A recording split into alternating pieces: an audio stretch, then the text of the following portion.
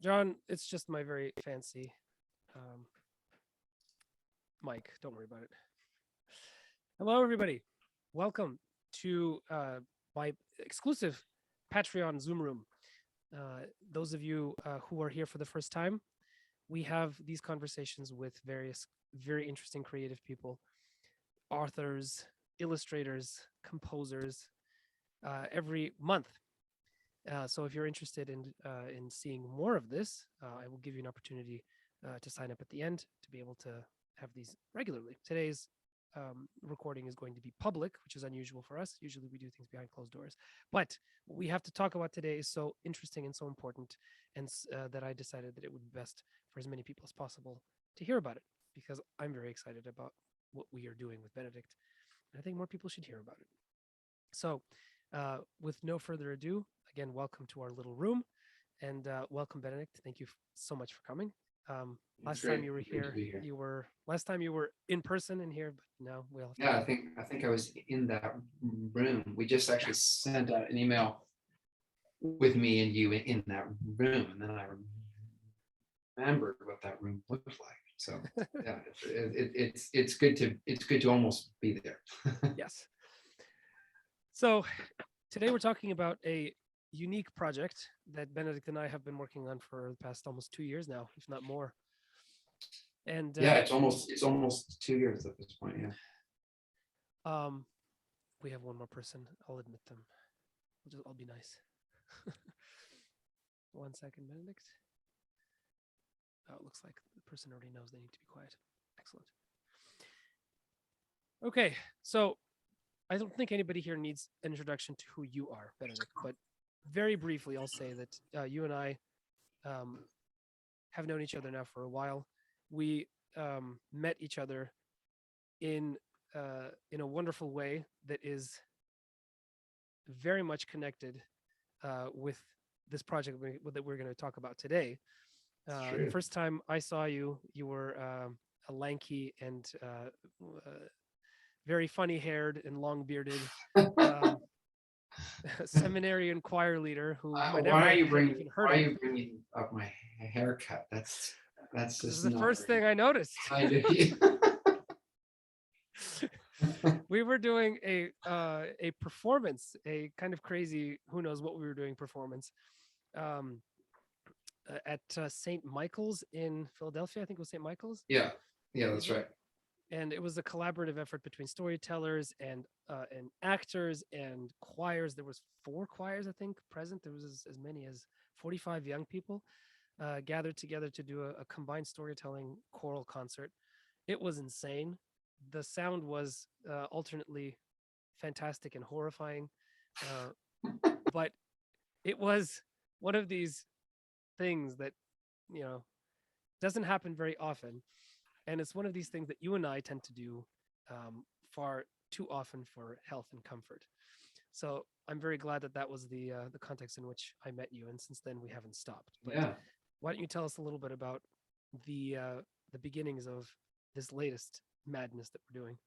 Yeah, no, that's really interesting that you that you bring up that event because yeah, believe it or not, until now I didn't actually see the connection between that event and the first time that we met and what we're doing right now. But obviously it's the same. It's the same basically thing. It's the same thing. Mhm. Um, so you say that you don't need to introduce me to anybody. You know that better than I do. But so if you haven't met me before, I usually just explain to people when they meet me for the first time that it's not your that it's not your that's not your imagination, that I have a stutter. So you haven't entered you've not entered the twilight zone in some weird dream reality. I do have a stutter, and I tell everybody that I do it deliberately to get attention. And it does seem to work. So just Never mind the Grammy so you know. nominations. You know, you need something a Well, little yeah, I more. put those behind me. It's like speak softly or speak disfluently and carry a big stick. Um, so anyway, having said that, so that's really interesting because that event that we did in Philadelphia,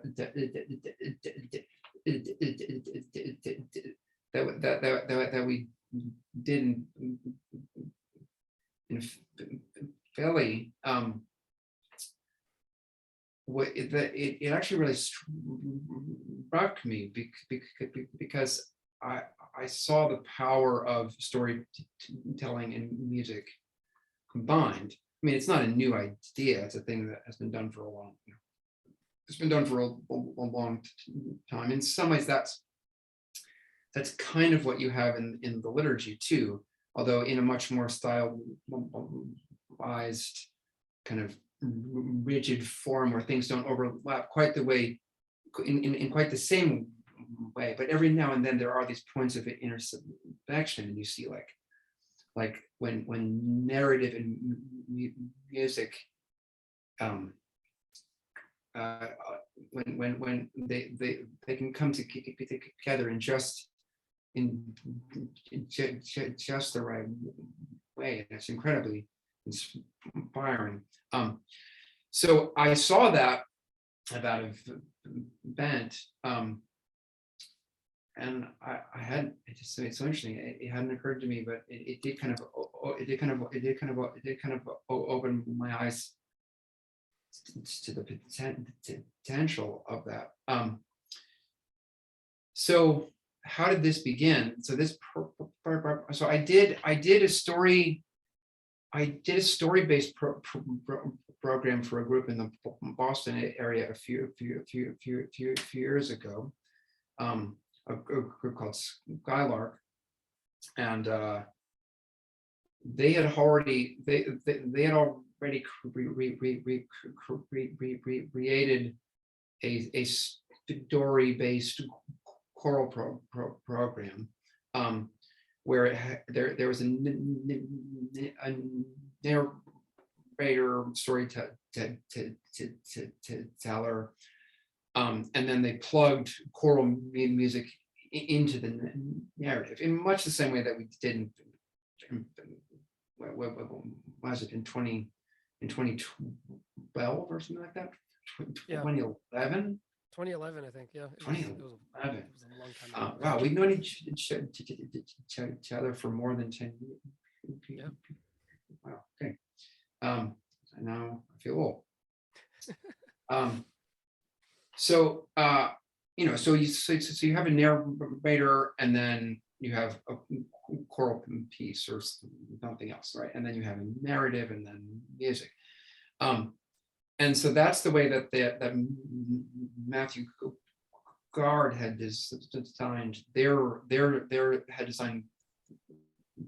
their story program, which was in this instance, they called it Once Upon a Time. It was based on Snow White and the Little Mermaid. So the two stories, and then music to go with them. And then Matthew had been experimenting with trying to have the narrative and the music overlap a little bit more. So they did an Icelandic saga program that I didn't have any part in, but I didn't know about that. They did an Icelandic saga program where they would sing some of the choral pieces at the same time as the narrative to basically underscore the narrative. But there's only so far you're able to go with that, right? Yeah. Because the music has to not be entirely in the foreground. So I met Matthew in 2018, and he told me about this program and said he's trying to figure out a way for the narrative and the music to be better integrated. to be better integrated. And so I say, well, why don't you have me compose underscoring for the narrative that will connect these two pieces of music around it. And he thought that was a great idea. I did it. So like a They soundtrack, right? performed it. What's that? It's like a soundtrack, right? Well, yeah, it's kind of like a film score. But it's not quite a film score in the sense that it actually has external musical goals, not based on the narrative. Like so you have these kind of set pre-existing pieces of music that were programmed to in some way connect with the narrative and to comment on it, or to kind of increase the drama. And so what gets composed to go in between has, like, it has to begin in the key that you ended the last piece in, and get you to the key of the next piece, and it has to have some of the musical material of both of them, and it has to in some way be framed in such a way that it's actually meaningful for the narrative. So that was a fun project. And I kind of think in some ways we like made up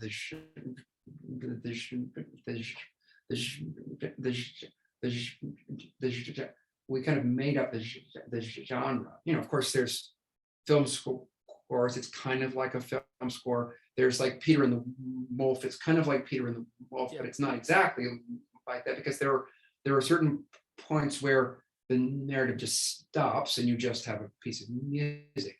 The goal is the goal is kind of the opposite of Peter and the Wolf, in the sense that Peter and the Wolf is like to compose music to go with a story.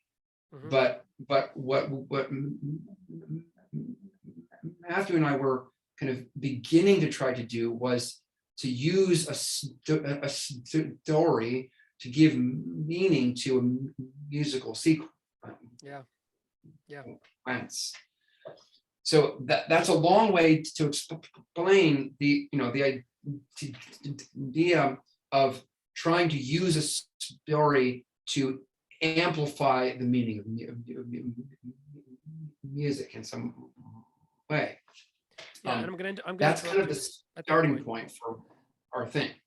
But I'm going to interrupt, because I think you're not giving yourself and Artifact enough credit, because I think this idea of multimedia, not in the strict sense, but in the larger sense, this idea of multimedia presentation of a single story, multi-sensory, multi-directional, is something we had talked about and we had been really interested in, not only at the very first concert that we did together, but especially in and around the Artifact experience and conference that we did in Louisville.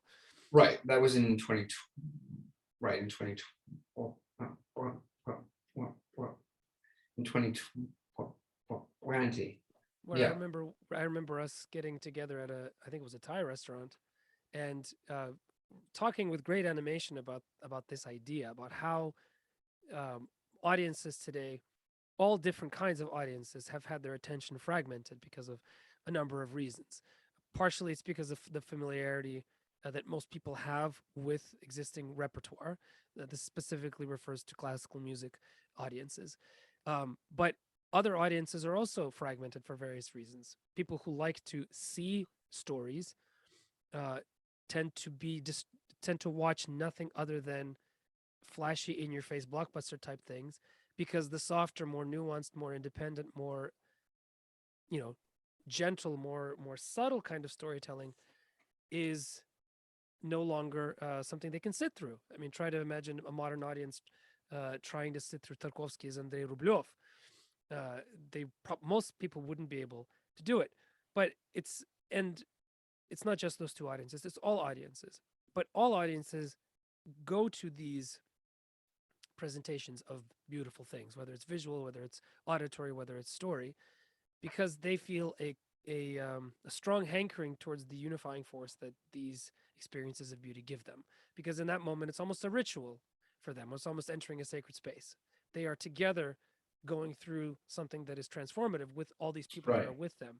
But there's a focal point. It's not simply everybody facing in the same direction and doing something together.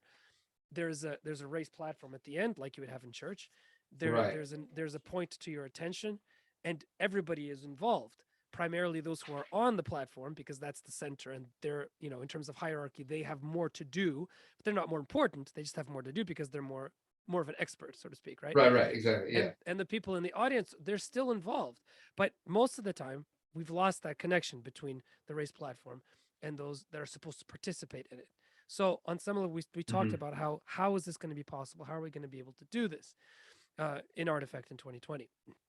And I think eventually Right. when we got here, this is a way of bridging that gap, specifically because it combines the storytelling capabilities of fairy tales, of prayer, and of music, all in the single Yeah. Yeah. thing. Well, exactly. I mean, that's what I'm.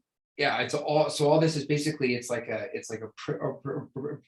preamble to what is to what is a Akathist. Um, so yeah, so we did that project in Louisville in 2020. That was after I'd already done the Once Upon a Time program, Okay. and I remember trying to program to program the show that we did in 2020, and feeling like I just needed to write an underscore for all the narrative that you composed. And it was kind of, I was kind of disappointed that we had to go back to story music, right? So because I wanted it all to be one kind of seamless thing.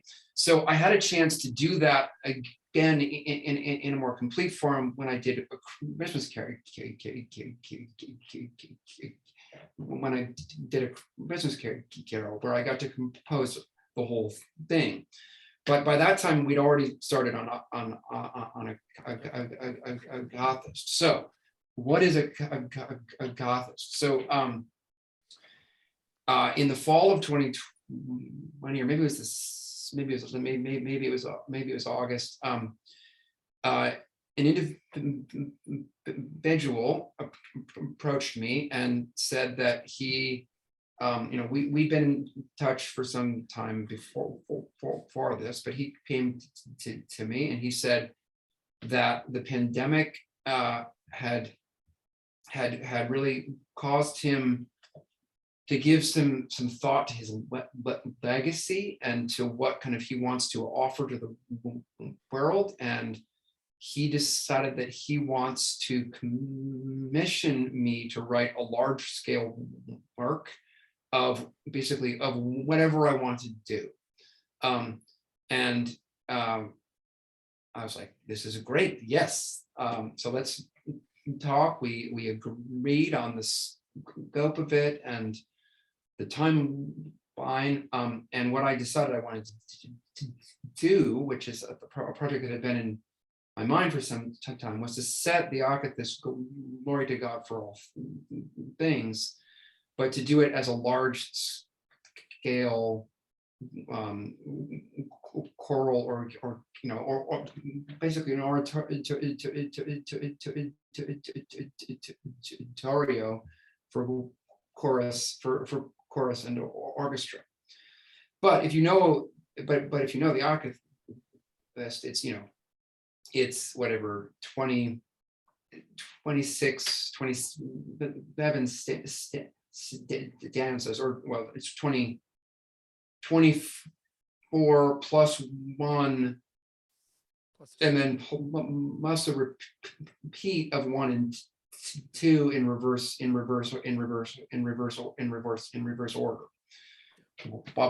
Why is it in reverse order? Well, because it's chiastic, right? It works its way from the end points into a midpoint.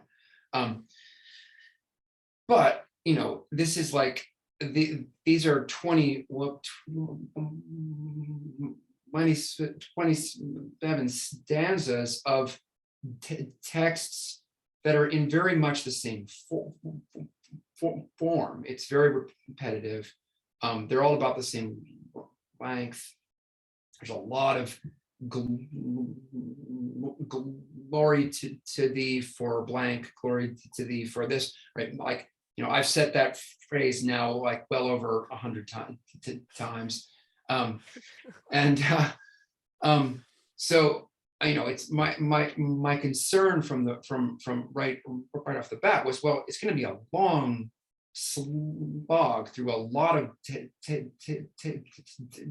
text, and while it's really a beautiful text and I've long loved it, how is this going to hold everybody's interest for that long a time? So I immediately thought, well, what we need to do is it needs to connect in some way to a story.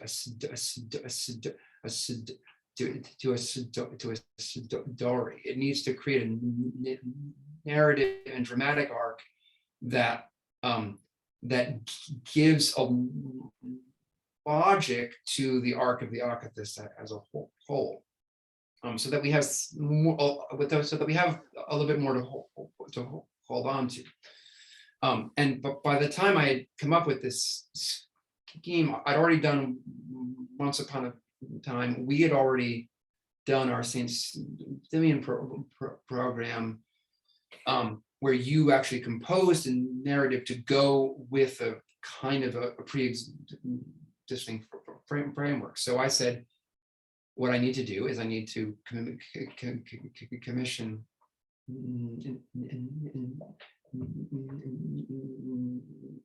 right. I need to commission Nick to basically write a story that is the story of the Akathist. Now, what is that, right? So what is the story of the Akathist? Is it the story of the author? Well, we thought about that. We looked into it, and it's like, well, it could be, but it's also, it's a little it's a kind of a little too historical. It's too just about one. I mean, it maybe it could have worked, but we decided not to.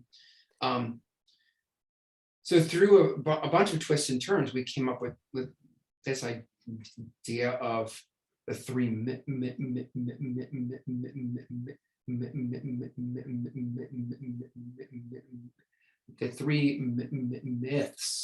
So well, I'm gonna have to stop it'd be you good there. for you to explain this. Yeah, because it's much worse than that. It is much true. worse than Worse than that. that. I'm trying to keep it compact here. Yeah. No, it's fine. It's just from my perspective, I'm like, well, great. Why are we doing this in the first place, right? We're doing this because, as I'm often mentioning in podcasts and in whenever I talk to people about story, what we can see right now in this increasing and constantly fragmenting world that's getting worse by the second, that's partially a result of the breakdown of our civilization, but partially it's a breakdown of the social fabric that's connected to the human biological brain because of the use of social media and all kinds of. I mean, this is a very interesting historical and social moment we're in. Yeah, but I'm sorry, but before you go too far in that, just I want to note that in this relationship, you're the pessimist and I'm the optimist. That is absolutely true. That is So and it's gotten just, worse. It's gotten much yeah, worse. yeah, no, and I've gotten more optimistic as you've gotten more pessimistic. Yep. So just want to be clear about that. Yeah, but we both agreed that what we were trying to do was address a certain problem. I think we both saw the same thing. Yeah, it's true. Yeah, and it's a problem of increased division. It's a problem that can be bridged not by ideology, not by cleverly worded responses in perfectly framed sentences, but through a transformative experience of story. Oh, I thought it was done through through comments on Facebook. Yes. I'm yes. sorry. YouTube. YouTube. Oh yeah, exactly. And Twitter feeds. What's wrong with you? And yes, you are the optimistic one. So the way you saw it was, well, you said to me as we were sitting here in this room, cozy and comfy as it was, as it is now. Well, I want to write a new myth for America, or a myth for America, and I'm like, I'm not Tolkien. Except as soon as I said that, I'm like, but I kind of want to be. You want to be, right? Yeah, I knew you did. So, you baited the hook very well. And at that point, I'm like, okay, this is it. This is the moment. I have to probably run out of this room screaming, saying, what are you doing to me? No, we need to make this historical and grounded in reality. And let's make it a parable about the Russian Revolution, because there's so many parallels, to what's going on right now. And, Yeah. No, I didn't want that. Yeah, it's true. yes, you didn't want that. And the more you talked, the more I listened, the more I thought you're right. There's actually too much of that going on, and that's skewing more towards the ideology and less towards the story. And it's such an interesting challenge, because how do you write a myth for a country that's so young, for a storytelling tradition that doesn't exist, or that comes from so many different sources? I mean, what is the authentic American storytelling tradition? There's a very strong indigenous tradition. So there's a very strong tradition from incoming European immigrants of various stripes. There's a very strong tradition coming from the African side. Very strong storytelling tradition, plus a very strong tradition of of slavery folklore that is an adaptation of the original African. So there's so much that's going on, but so much of it is dangerous to access, to talk about, especially in this age where everybody's worried about cultural appropriation and all this other stuff. So this is the can of worms that you and I have decided to open, of course, because why yeah, not? we did set open it. It's true. And from the very beginning, it was clear that this would be tricky, because what would then be the underlying storytelling structure? And what was very interesting, and this is, I think, was a collaborative discovery by you, me, and your lovely wife Talia, who should be here. Yeah, exactly. Yeah, I think she's actually on the call. She's Artifact too. Yeah. Is that it? Okay, all right. Yeah, I was wondering if allowing Artifact in after you are Artifact was going to cause this thing to enter a parallel reality. Apparently, it's okay. Yeah. The multiverse of madness, but yeah, the multiverse. So far, it's okay. So far the multiverse. Just as long as I'm not also on the other call, we'll see. Well, we don't know. You might show up to ask yourself a question, which would be exactly. But who knows? It's possible. So all three of us. Oh, there we go. She's the chaotic feminine. That's exactly right. That's right. Oh dear. So we eventually came to the realization that the Akathist itself, the Akathist itself, has a 3-act structure. And it's not we simply realized a 3-act that structure. as we looked into it. Yeah. Right. It's really interesting. It follows. It's really interesting. It's like absolutely clear. I mean, it is Aristotle's dramatic 3-act drama. And it's chiastic. It's chiastic. Yeah. And it's cosmic. It talks about everything from the creation of the world to the crucifixion of Christ. So it talks about everything in a format that is resonant, because it goes all the way to the end of the. That's right. It goes to the new because world. The line at the end, which is like the title of the song, the last line of the 12th ethos is glory to thee for all things. It sums everything up once again, and then it has the 13th Kentuckian, and then it has Kentuckian 1 and 2, which is I was born a weak defenseless child. So it goes to the end and all the things, and then rebirth. Right. Which is, the end of the world and the coming of the new, or it's, the repetition of the ecclesiastical calendar, right. or and, right? So right, it has everything in it. But initially we were excited by this, but we also wanted to see how we would be able to extend that existing structure into an underlying story structure that would fit together with the music, that would accentuate both. So you have the prayer, the rhythm of the prayers, the Akathist itself, which has an inbuilt structure that you don't really see unless you bring it out or unless you're paying attention. And then you have the structure of the music that's intended to bring out the narrative points of the story. And so you need the story that's going to be able to bring out the natural rhythms that the Akathist presents with its internal structure, which is the universal storytelling structure of the three-act drama. So initially we thought we overcomplicated things initially. We decided that we would have a kind of near future or far future parable about America, about a post-nuclear apocalyptic wasteland, which sounds more trite than the version that we had. Basically, the idea that I had, and I'm not sure if I ever told you this, Benedict, but I've been reading a lot of nature literature just for my own enrichment as a writer, and because nature writing right now is at a peak that it hasn't really had ever in its existence as a genre. In particular, somebody called Robert McFarlane is a real apogee of that because he's a poet, he's a philosopher, he's a nature writer, he's a travel writer. Beautiful. He's all these things together.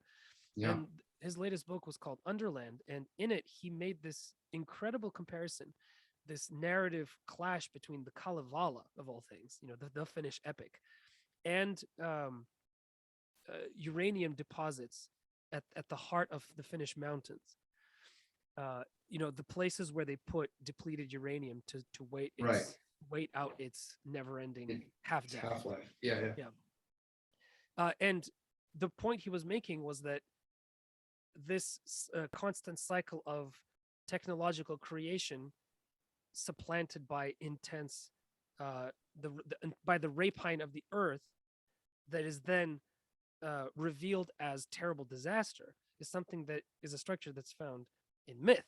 It's a structure that's found in the Kalevala itself, which was bizarre. It's in Norse. It's in the Norse myths also.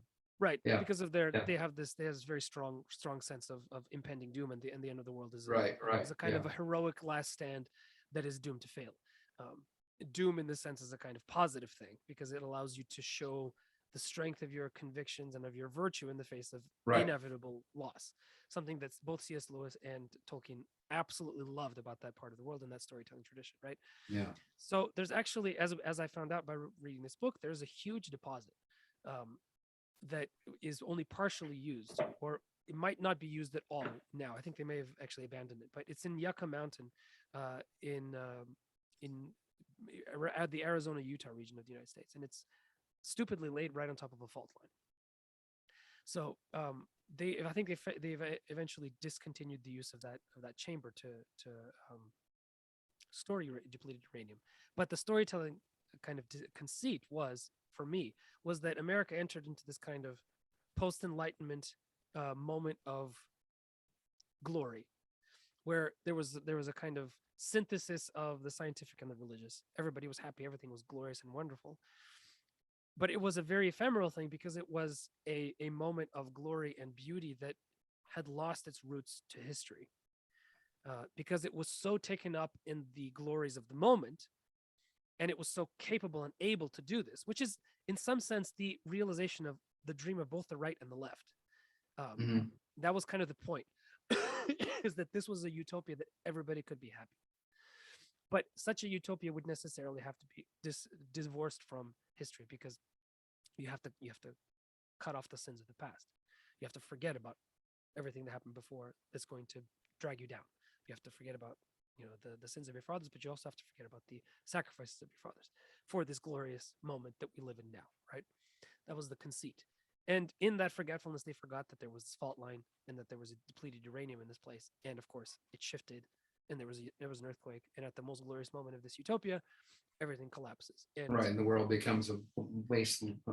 Right. And so you constructed this, basically a meta narrative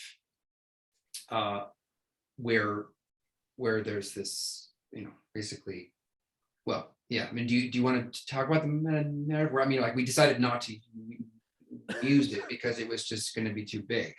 Well, because it was going to be too big, but the meta narrative was important in the sense that it is important. Yeah. we decided that we would have an inversion of the story of Abraham and Isaac. Right. That's right. Yeah. And Isaac in this case was the one who was going to take Abraham to be sacrificed, because in this is very much like a situation. My book club members will remember this. It's very similar to what happened in uh, the Leibowitz, Canticles of In Leibowitz. in Canticle for Leibowitz. Yeah. Yeah, where Right. everything is basically lost, except it's all underground, right? And so there are these havens of knowledge, but they must be sacrificed in order for the world to end. It's like this ascendancy of nihilism. The age of humanity is over, and there's this contingent of young warrior types that are out there looking for the last remnants of the former enlightenment to offer them as sacrifices to the goddess of nothing, effectively. So he finds this last vestige, who is the Abraham figure, and they go on a journey, a ritual journey, to offer this Abraham figure as the final sacrifice to let humanity just become nothing. And in the process, the old man tells the young man the myth of America in 3 stories. Right. Basically, yeah. It's a mythological retelling to illumine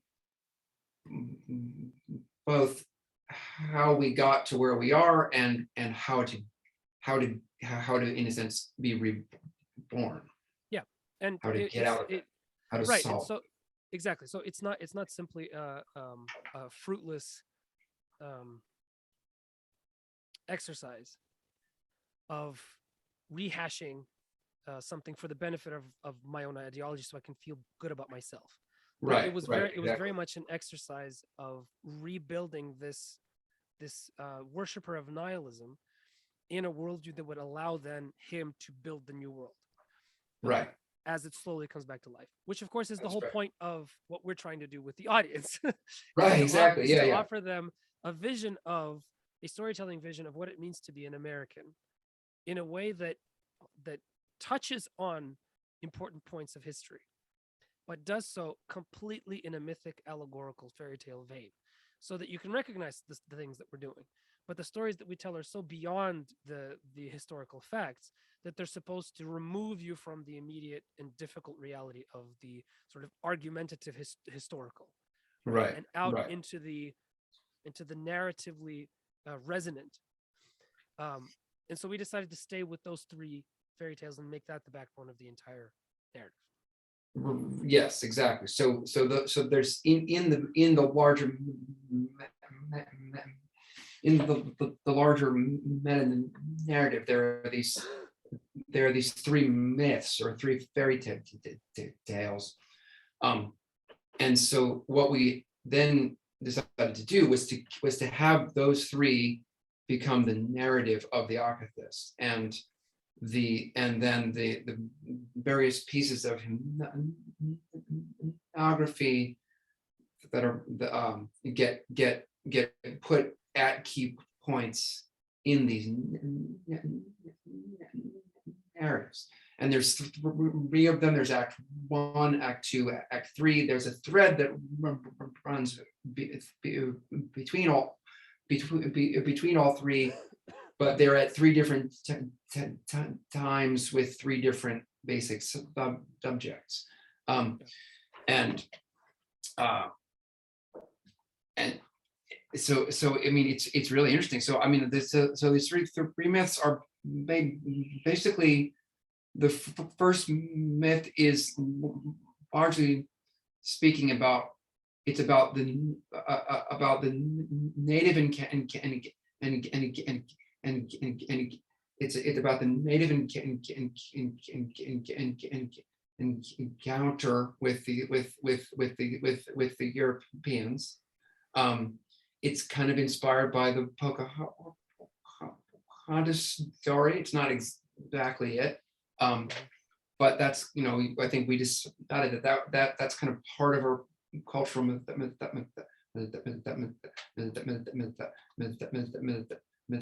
mythology, for better or for worse, and the story does as it gets told, sometimes has some problems. I think you actually solved some of them I hope so.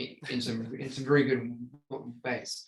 But so that's kind of the first myth, and then the second myth is basically about it's about slavery, and about the kind of glory of the city on the hill, but in a sense the dark undercurrent of what it is and what actually gives it its power. And it's basically it's the cost of strength, with being paid by those who have to serve them. That's a society, and be impressed by it.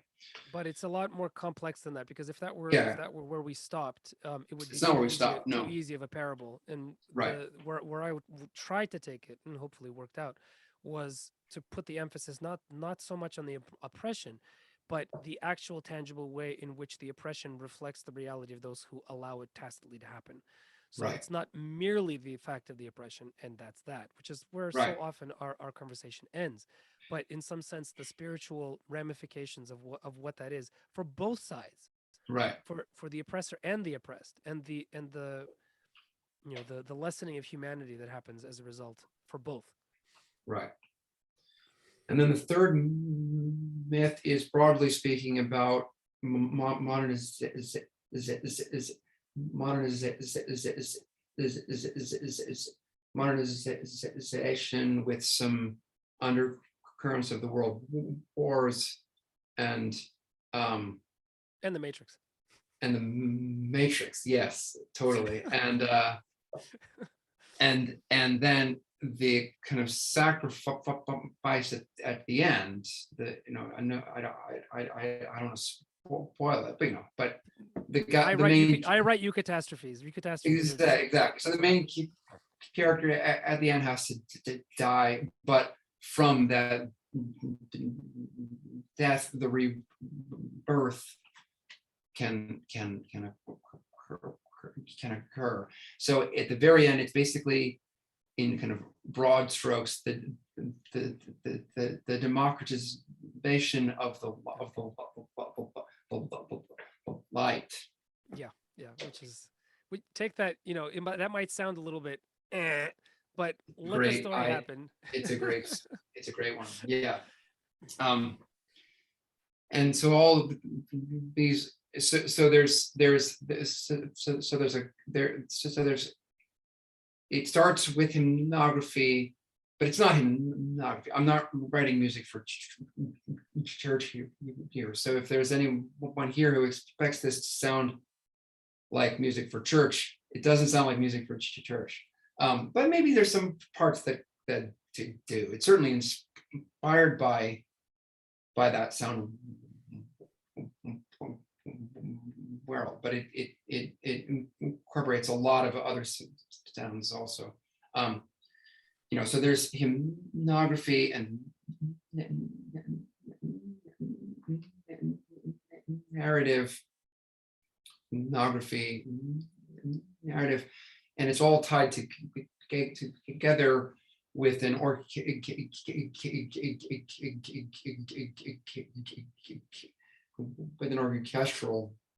score.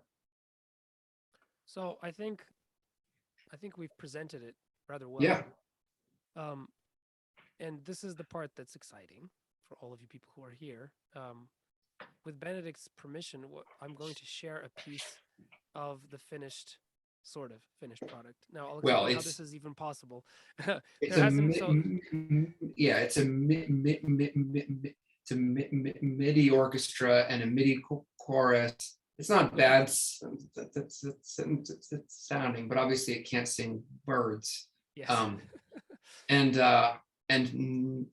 But we do have a real narrator. That's the nice part. And this part, I love the whole. The first act is essentially done.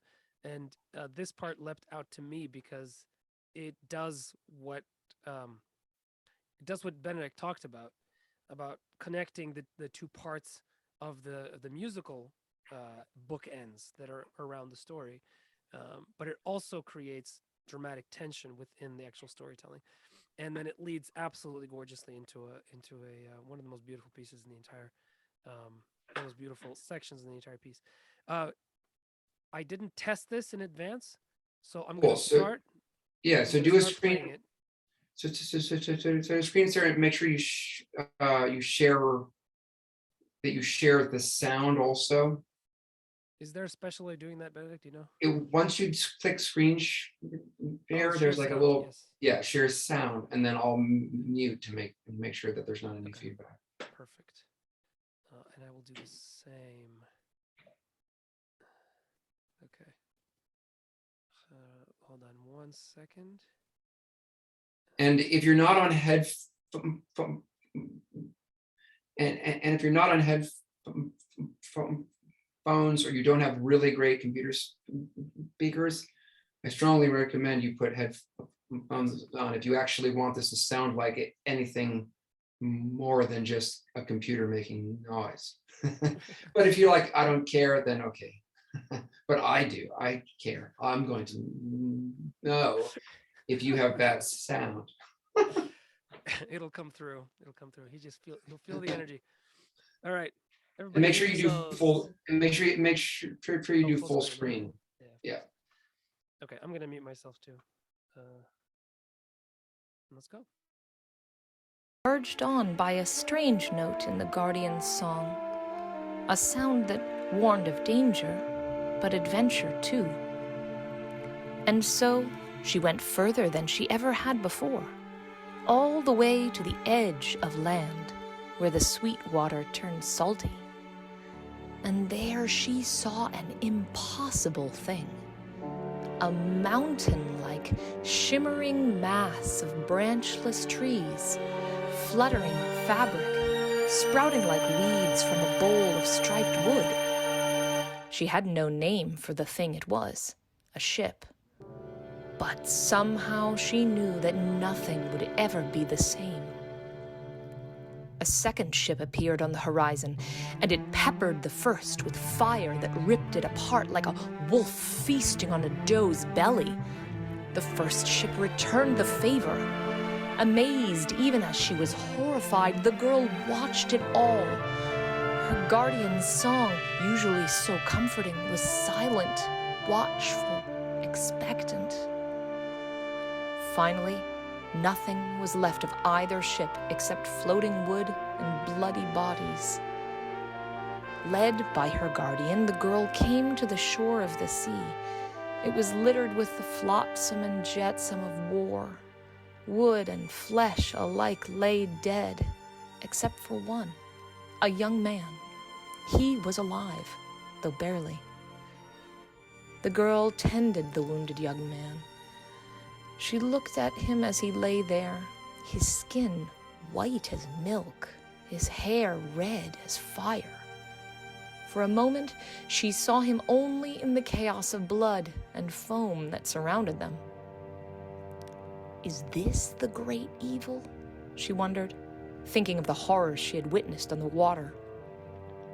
Then he opened his eyes and looked at her, and all such thoughts fled. She saw the same restless hunger that she caught in her own eyes when she looked at her reflection in still pools. No, there was no evil here. There was something familiar and warm, like a hearth in the middle of a winter snowstorm. But then her brothers came upon them. Seeing the carnage of battle, they said, "Behold the great evil! Here is the reason for lingering winter, hatred and war and man destroying the harmony of nature." They dragged the young man back to the village. Their father, the chief, was greatly pleased. This young man's blood, he explained, would wash away the stain of the great evil. Spring would surely return. But as her brothers stretched him out on the ground, the girl child covered him with her own body. "If you kill him," she said, "kill me as well. We are of the same tribe." In that moment, her guardian came openly. The tribe was filled with terror at its song, and they fled.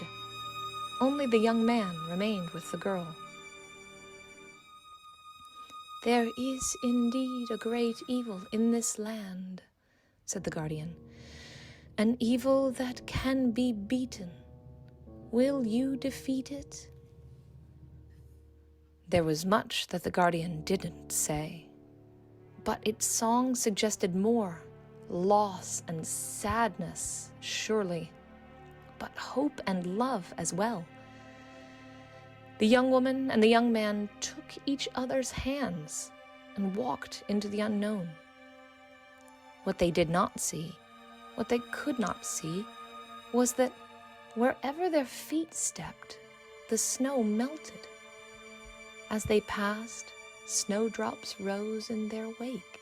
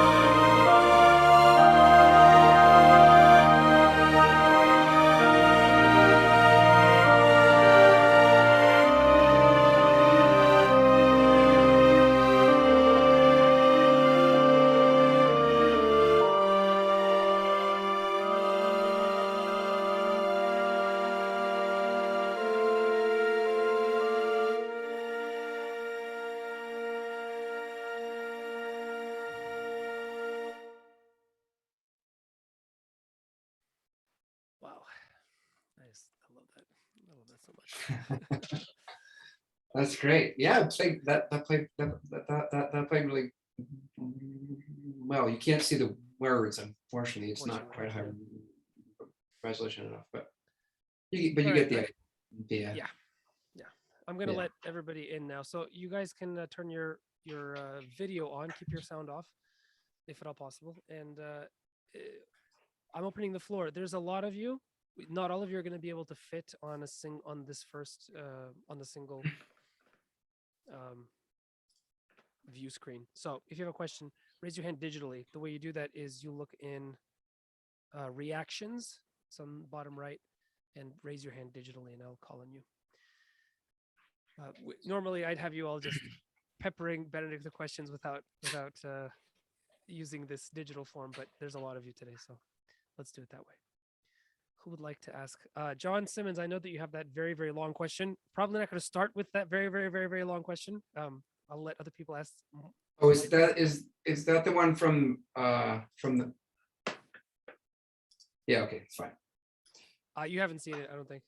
Okay. All right. If anybody's having issues with the video, let me know. In fact, I'll just ask everybody to start their videos. And you can choose or not, up to you. So, who would like to go first?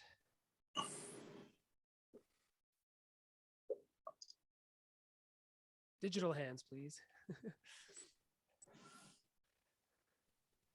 Says host stopped video. Okay, that nothing personal there, Seraphim. It was just a mistake. Let me get to you.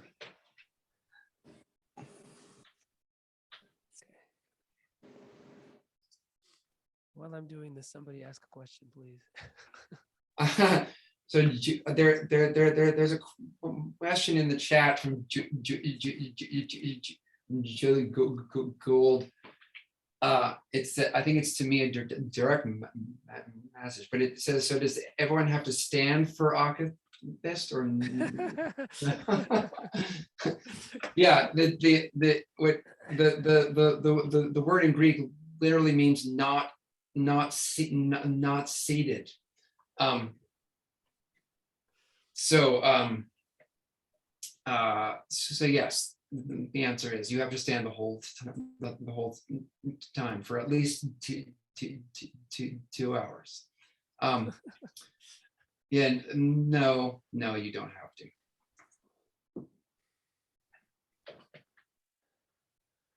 Please don't tell me we have to start with John Simmons' extremely long question.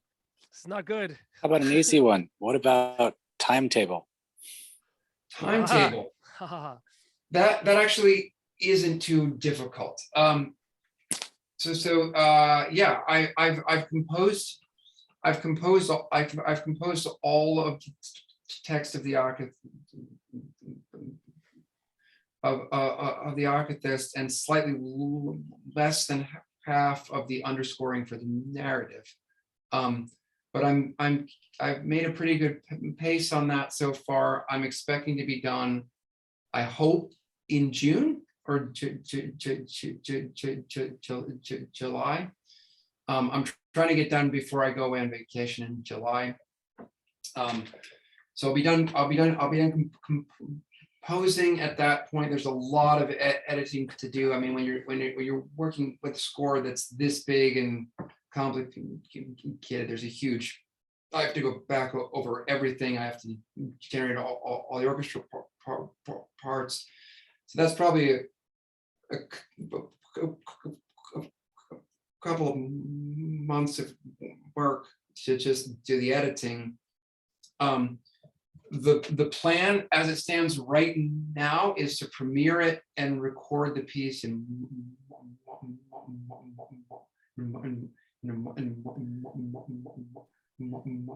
March. So March of 2023. I'm working on the details of that plan. There's a few options in play. It will most likely, at least first, occur in Louisville, Kentucky. But it may not. That may change. It might be New York. It might be DC. So we will let people know as the plans for that solidify. But the plan is to premiere it and record it in March of 2023, middle of March, and then we'll see. Maybe, and so for an actual in hand for an actual in hand regarding probably the fall of 2023. Sarah from Good Grief, the last comment. Vesper, Ben and I would love some context for the excerpt. It's the middle story, the middle section of the first fairy tale, which is the Pocahontas style fairy tale. Very briefly, the idea is that that like Narnia, winter extends much longer than it's supposed to in a land that's pristine and has no.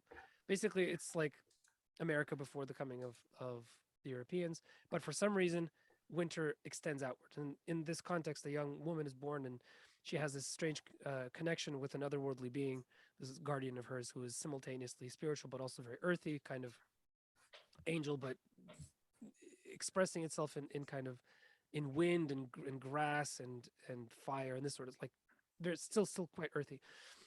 And this is her leaving the safe confines of the village. And the first thing she encounters is what I imagine to be Spain and England, tearing it apart for the in ships for the soul of America, so to speak. And that's where she encounters the young sailor. So that's the context for that. And this would be right around equals 3. Is that right? 3 or 4? Yeah, that what the thing we just heard was what was the third Kentuckian. Third Kentuckian. Okay, Kentuckian. Yeah. So it's this between is the first third. Yeah. Right. It's between Ecos 2. It's between Ecos 2 and Kentuckian 3. Yeah. Is what we just heard. So hopefully that's enough context for you, Vesper. Who was the narrator? That would be Talia. That would be Benedict's wife. Oh yeah, that's I tried twice, and I my wife. Yeah, you did. I made you try twice. But then I had. Yeah, it's better than me. Are there plans for animation? Sarah from asked if it's well received. That's sure. That's actually interesting. Right, Vesper? No, I'm actually quite interested in that prospect. Vesper's going to animate this when it becomes super perfect. Popular, right, Vesper? All right, let's talk. No, I do. We both do think there ought to be some kind of visual component. I mean, it could go. It could be in the realm of some kind of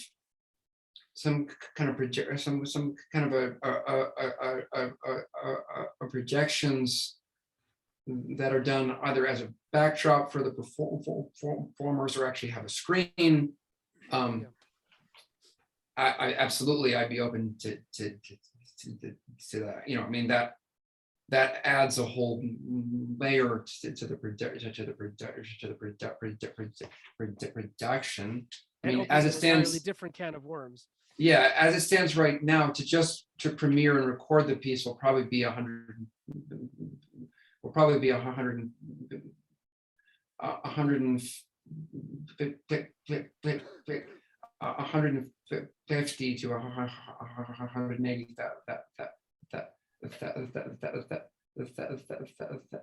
thousand. So if we had to add creating an paying an animator and a production crew for visuals and kind of stuff, that's probably another 80 grand or so. So if you guys want to pay for it, I mean, heck, yeah. I'll do anything. So for those who don't understand about the recording,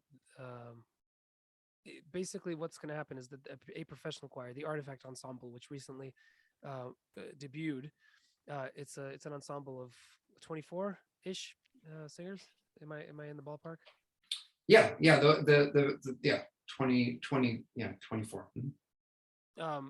Professional singers are going to do the choral bits. Right. I don't know, and like top of the line choir, the kind of choir that will probably get a Grammy nod. Yeah, it's a high end, definitely a high end group. We were, at the way it stands right now, I'll probably contract my own orchestra. Just it'll be more straightforward to do it that way. So Justin, your question about olfactory component, I think some people might laugh. John's laughing. I'm not. We actually included incense in our performance at the Artifact Experience in Louisville in 2020. I actually think that's actually something that would be relatively easy and cheap to do. I actually like that. Yeah, and what we did what we did for that concert in 2020 was we had a single sensor in the middle of the thing, and one person would come up and put different incense depending on the part of the story, and it really Yeah, we did did. We add an changed it element. out like 3 or 4 times. It was really effective. Yeah, it was. And Yeah. this is we as humans, especially in the 21st century, this sense is underused, especially in the West. I mean, Well, anybody who's been in Cairo will understand what I'm talking about, or any part of the Middle East. we were just out in Las Vegas a few weeks ago and went into the lobbies of some of these legendary these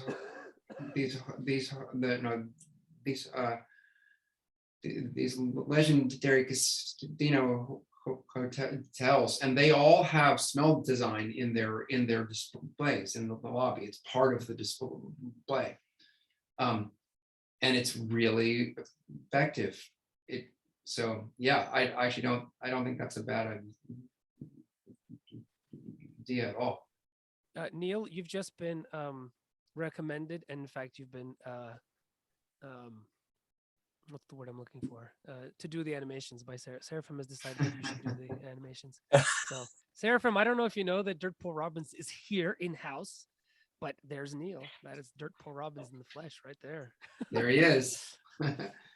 I don't know if you guys have looked into the orchestra, but I think it's Czech Recording Orchestra, the Prague Philharmonic. You can hire them like via Zoom if you have all the stuff scored, and they do film scores and incredible work for an incredibly small amount of money.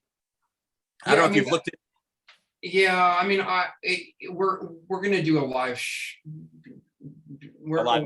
Yeah, I mean, we're gonna do a live performance. Probably do video.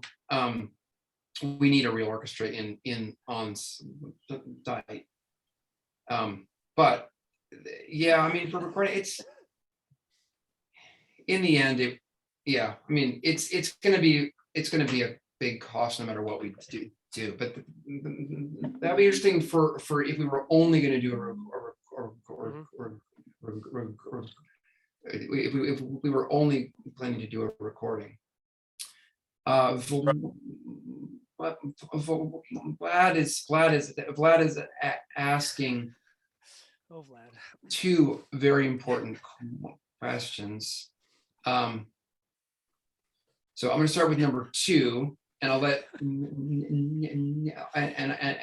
Nikki do number 1. So number 2 is we're going to pronounce it Akathist. I'm probably even going to put an accent over the A for the published score. How many times did I say it wrong in this? I did too. I said it however it came out, but the actual official title of the piece is Akathist, not the Akathist. It has no subtitle. It's just Akathist, and I'll probably put a little accent over the A to make sure everybody has some clue. Everybody's gonna say Akathist. Akathist, yeah. Well, it's only I can only do so much. So you want to answer number 1? I mean, I'm assuming that this is the whole Father Gregory Petrov versus Metropolitan Turkistanov thing. Yeah.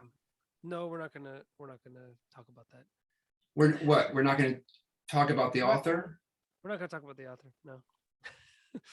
I mean, as far as I can tell, it's been fairly definitively established that it was not written by Father Gregory Petrov, that it was just found on his person.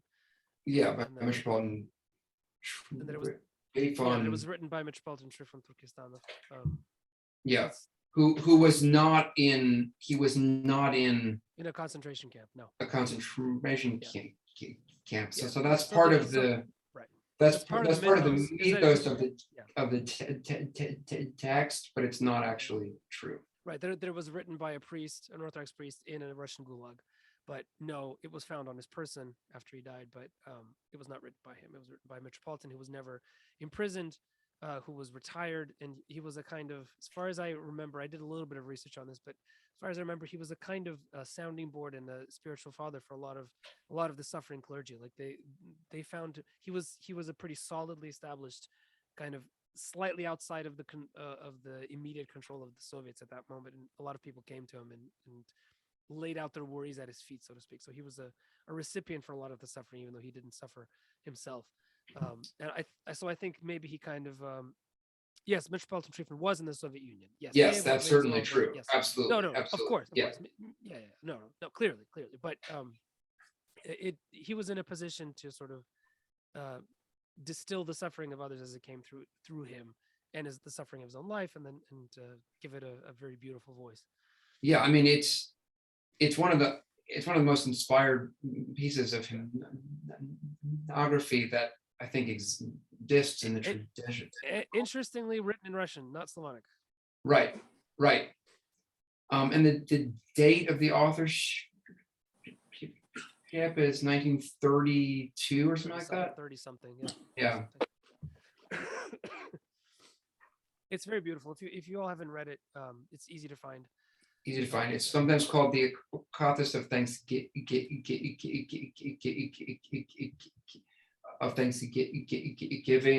or Glory to God for all things. It's very easy to find. Hey, Not come. not all the Come. translations are good. Oh, Some are better good than others. news. The best one Good news. was done by Saint Tikhon's. It's in their prayer book. It's the prayer, yeah. So that's the best place where you can find it. That's a great prayer book anyway. Highly recommend it. So just get the prayer book and read it there.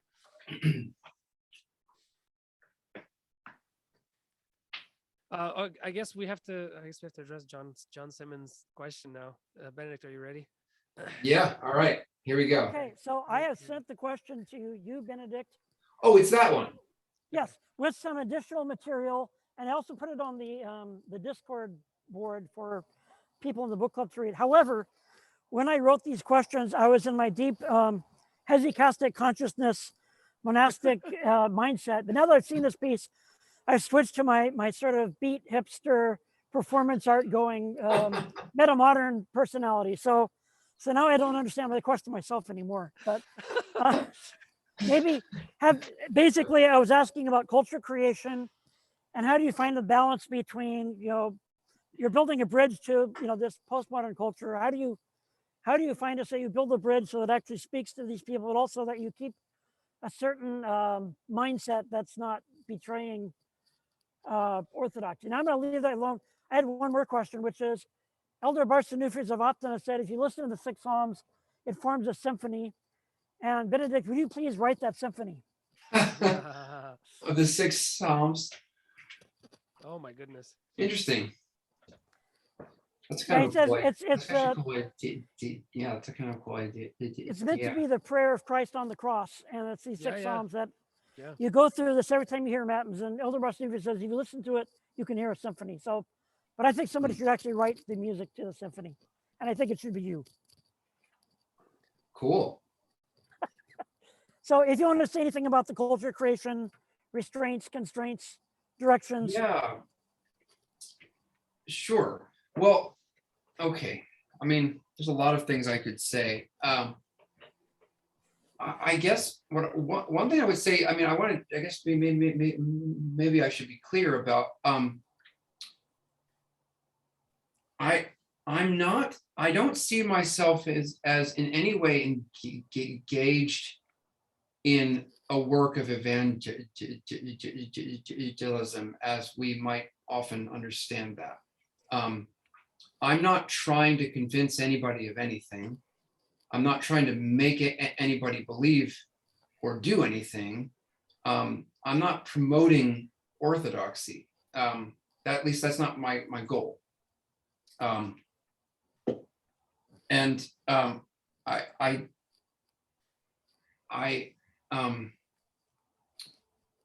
So in the sense, like, and that's true, that's true for all the work I do as a composer and a performer. I'm on a mission of my own as it were. In some ways, like from day to day, it just feels like I'm just kind of wandering around in the dark and finding things that seem like they're solid enough to hold on to it to get me to the next thing. That's what it feels like a lot of the time. But if there's a method to any of it, it's I'm just kind of on the trail of I'm on the trail of things that I think are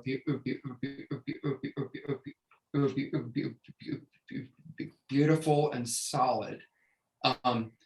So, and I think tradition is an important part of that, because tradition is simply the reality of rootedness. Like, if you want to reach upwards, you have your feet, you have to be standing on something. If you're not standing on anything, you can't move.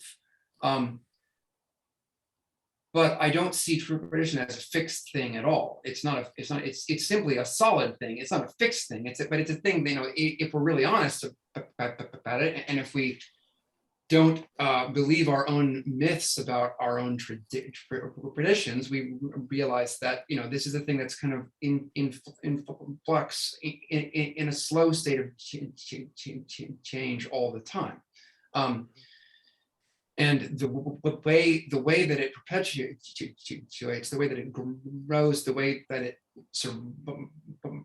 survives, is by people constantly doing new things, but doing new things that are solid and beautiful. So that's kind of what I'm trying to do. So I don't think a lot about whether I'm betraying the tradition or not. Maybe some people out there think I should think more about that. I've gotten emails from a few people saying that I should think more about that. But I don't usually give them any time. I think actually, you know what? I have a t-shirt on that is actually a comment from one of my detractors. So this is about my liturgy. Can you read that? Nice. Yeah. So that's what I do with that. Is I make it into a t-shirt. I think I'm first of all, I think you're absolutely within tradition. Fine, and you're creating things that are obviously beautiful and uplifting to the soul. I mean, I can't imagine anything better than that. For me, it's just a matter of well, I don't know. I've lost my train of thought. I mean, you're doing whatever it is, and you're doing in the dark. It's working. Well, I appreciate that. I didn't mean that to defend myself. I didn't feel like you were offering criticism or anything like that. But it's more to say that the way that I feel we betray tradition is by not acting, is by not continuing, is by burying the coin in the ground, or even more subtly by building three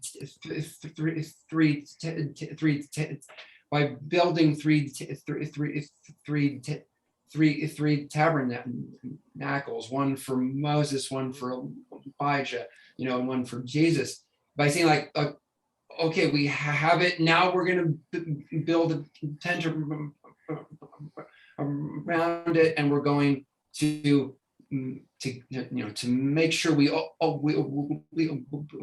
always know what and where it is. And the answer is no, we don't. You have to let it be what it is, and it has to grow and thrive and change. So that's the kind of the easy answer. Very easy. Very easy. I'm not saying it's easy to do. It's just an easy thing to say. Probably you have many less temptations than I do to go way out there. Oh, No, I don't he know. doesn't. No, he What? doesn't. Don't be Doesn't he? ridiculous, John. No, he doesn't. I mean, That- I used to that's go. his I used to go hang pessimistic out side at talking the right here. Jack Kerouac School of Poetics and studied with, got in arguments with Allen Ginsberg. So I'm out there, baby. That sounds awesome. Nice. I'd be there.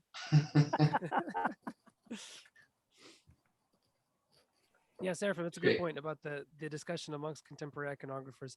Yeah, there's been a really interesting ongoing conversation that Jonathan has been having with various iconographers on his channel. That's really interesting and very much speaks to what we're talking about here, especially about That's great. tradition and what it actually means. Yeah. Yeah, and again, when I'm trying to write music to be sung in church, then I think about that. I think about what's going to fit in that context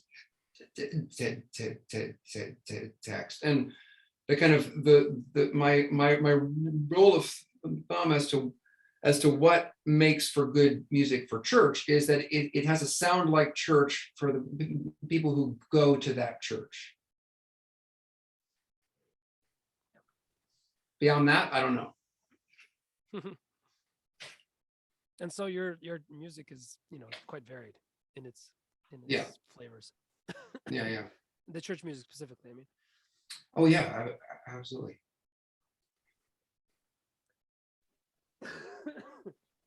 Hey, can I butt in for a second? Yeah, absolutely. Well, I think, even if you don't mean for it to be evangelical, it's going to be in the sense that you're taking on American mythology, which is obviously a terrible category. It's dead. It's a desert.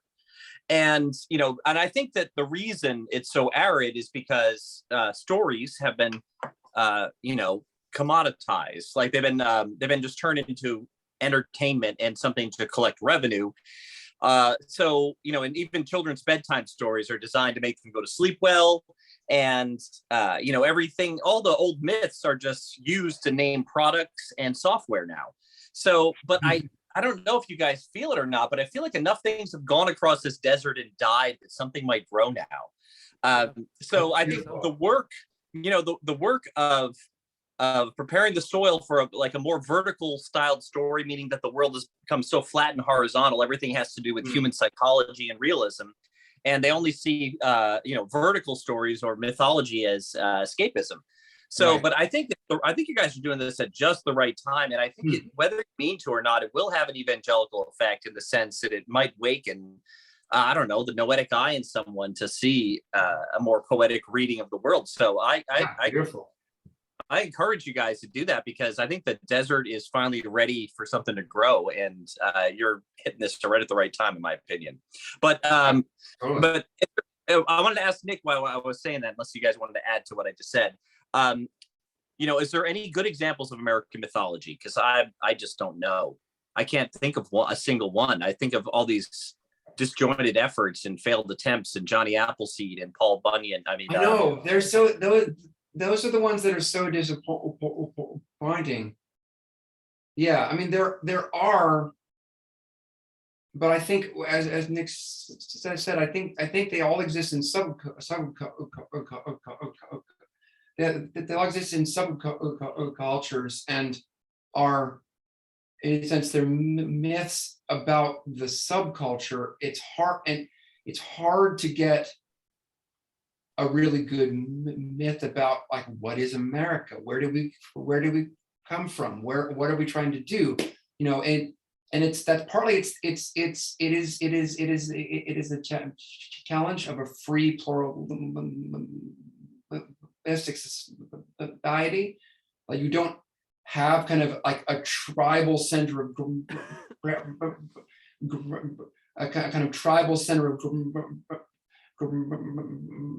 gravity that turned into an aristocracy and a hereditary monarchy and a religion and can basically control the narrative. We have all these different narratives that all somehow have to coalesce or not. So I don't know. I'm just rambling. Do you have a better answer? I will tell you this: that the American myth is being written right now in a lot of places.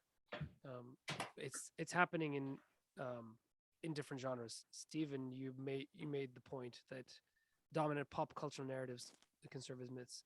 I think. Yes, I agree. I think Yeah, Marvel is I mean, trying, hey, is trying May to the be the myth 4th, for right? America. Well, again, Star Here Wars, we fine, are. but Star Wars failed miserably. It's literally May the 4th today. I know. I think the superhero thing is part of it. I think it's part of it. It's failing miserably because of Disney Plus. But there was certainly there was an attempt there with Marvel layering story on top of story, but it never gets deep or edgy enough for it to become anything. Even though everybody's very willing to take the images of the superheroes and expand them and make them more mythic. But I'm thinking about something else. I'm thinking about things like American Gods, the series. I'm reading that right. I'm reading that book right now. It's So fabulous. the book is not as good as. Oh, is the Current book. TV show? Yeah, the TV Oh, show I interesting. watched it. It's okay, but that's an attempt. It's not a very good one.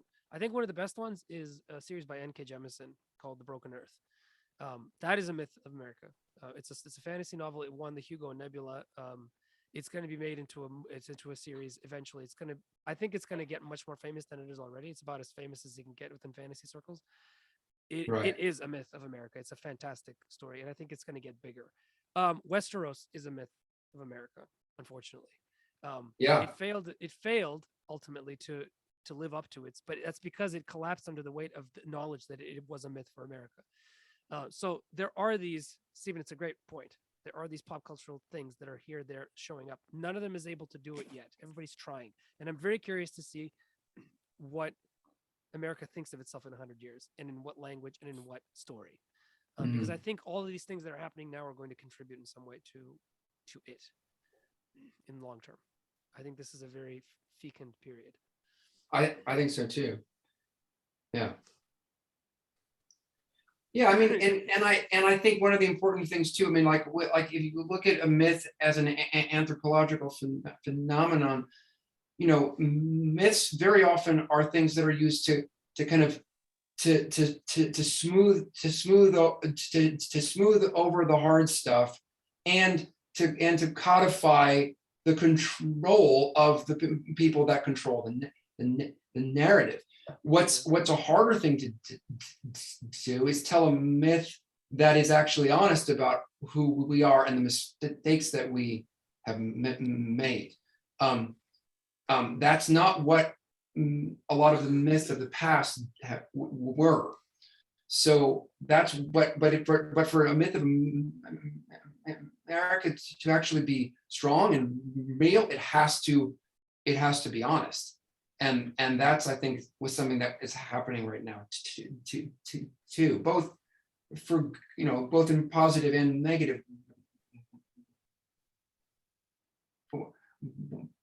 ways. But I tend to think it's a net positive in the end. Yeah, I hope so. I certainly hope so. Vesper, your point is a good one. I want to read it. It's hard because of the youth of our country and the loss of widespread indigenous story. We don't have the kind of rootedness that yields proper myth making without it feeling applied or invented. Yeah, I mean, stories come from deep roots, and we don't have deep roots. Most of us don't. But how do you make them? You become rooted, right? So I mean, this is, you know, what can you do? You have to become that thing. Right. And I mean, I think I might have mentioned this to you all, but I was reading a conversation, interview with Andrei Kotov, who's a Russian musicologist. Talia, you probably know him. He was involved with the Pokrovsky ensemble. Oh, I know the interview. Yeah, I know the one I know the interview you mean. He Yeah. runs a Syrian ensemble. They decode all this medieval stuff. They're like, super folksy, but in the most academic way. It's bizarre, like academic folk. Yeah, it's pretty great. I love it. So the context was Russia, not America, but the same holds. Russia's even less rooted than the U.S. Than America is right now. The question was, how do we make real culture? And he said, move to the country, live there, put your roots down, and wait 100 years or 300 years. Okay. So, Or you could just try to throw something at the wall and see if it's takes. well, I mean, I think he meant do that, right? But then don't Yeah. expect what you do to become the dominant culture, because what you're doing is planting a seed, and the seed has to die if the plant is going to grow. Right. So the point There is you that go. what you might have Totally. done it might contribute, but it won't be the thing most likely. Yeah. All you can do is allow it to die. Go ahead, Elise. This may be a little bit out of left field because I know this is not a religious work, but I'm just wondering for the slavery portion, if you've talked to anybody at the Fellowship of St. Moses the Black, because they did publish an actual Akathist for the Oh, healing. I know. of Native I'm American well aware slavery. of it. Yeah. No, I'm well aware of it. In fact, I'm in discussion with Mother Catherine, yeah. Yeah, right now about possible collaboration. Okay, Cool. great. Yeah. Great. So I was just curious because she Yeah, has no, some it's great. interesting imagery I in love- that Akathist. It's beautiful. There's some really beautiful stuff in that. Yeah. So if you don't know what she's speaking about, they've created just last year or just this year. It was a new text called Akathist to the Savior, the healer of the wounds of American slavery, and it's a very powerful text. Yeah, you can get it on Amazon, a print copy for $5. It's not hard. Yeah, it's not hard. Well worth it. And I think you can download a PDF for free from their website. But no, we didn't use its imagery. We explicitly avoided anything that would visually remind you of American slavery. It's different. Yeah. Well, is that I think that we're seeing quite a few people starting to drop off. I don't know. We shouldn't keep people up too far past their bedtime. Neil, what's the time period for the story? Myth. That's the time period. Oh, interesting. That's a good point. It's kind of outside of time. It's vaguely historical, but it's not in any particular historical period. In the slavery myth, there is a reference to the Underground Railroad, or it could be seen as that. It's not an explicit. It's not an exact though. Yeah. Nicholas, do you think we could create a Discord channel for Benedict and invite him to continue sort of discussion there? Yeah, absolutely. I'm okay with that. Benedict, I'll send you a link. Sure. Yeah. No. All right. If that's it, have you thought about having the narration sung instead of spoken? We did. Yeah. What I decided is there's enough singing in the piece that we needed to have something to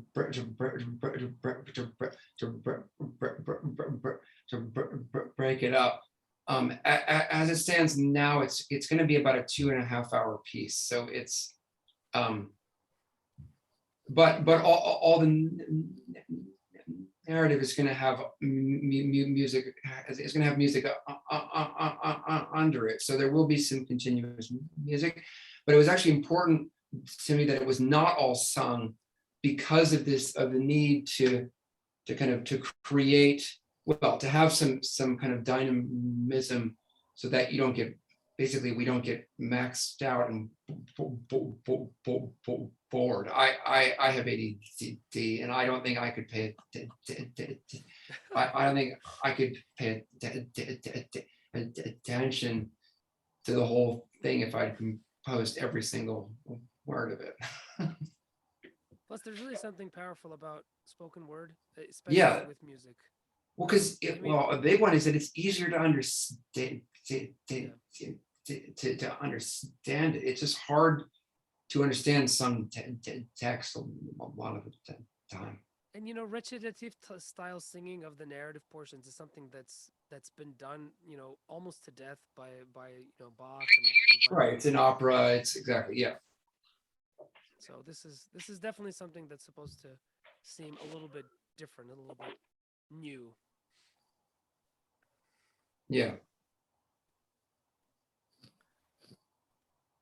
All right. Okay, everybody, I'm about to fall over. I've been at All right, it was wonderful to meet you all. I'm yeah, it was great. Benedict, Benedict, thank you so much for taking the time. I really appreciate it. Of We've been planning on doing this for a while. It's finally Thank you. the Yeah. time came, and thank you all for coming. Those of you who are, most of you who've stayed are members of this community already. You're used to being here for hours, so I'm not apologizing to you all. We do this normally. This is great. This is awesome. And a few of you are not members, and if you want to be, just check out my Patreon page, patreon.com/Nicholas Kotar. We do these conversations once a month-ish. So, Benedict, thank you. Thank you all for your wonderful questions and for the conversation. I'm really excited to see this happen. I can't wait. And yeah. All right. Good night, everybody. Christ is risen. Indeed.